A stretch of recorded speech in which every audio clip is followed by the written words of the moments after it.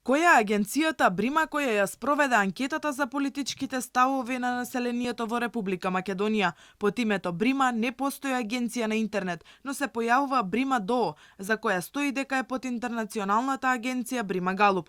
Побаравме одговор од Брима Галуп. Дали Брима, која вчера го објави истражувањето, е нивна испостава или се точни обвинувањата од опозицијата, дека тоа е македонска фирма основана од бугарскиот социолог Андреј Рајчев, а која спроведува анкети во континуитет по нарачки на премиерот Зоран Заев и преку медиуми блиски до власта. На мејлот не одговорија, а никој не крена и на телефонските повици во канцеларијата. Hello, we are unable to answer right now. To send a fax, please start transmission.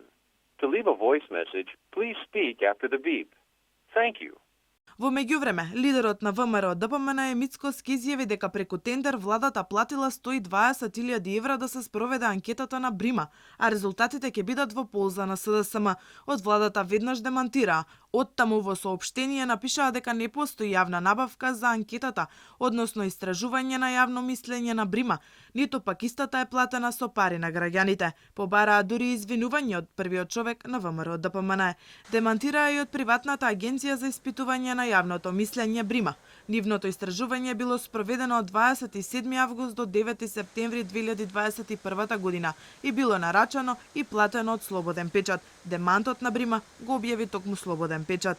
Последната анкета на Брима покажува дека Социјалдемократскиот сојуз е во водство пред ВМРО ДПМН, односно 19,5% од испитаниците би гласале за СДСМ, а за ВМРО ДПМН 17,5%.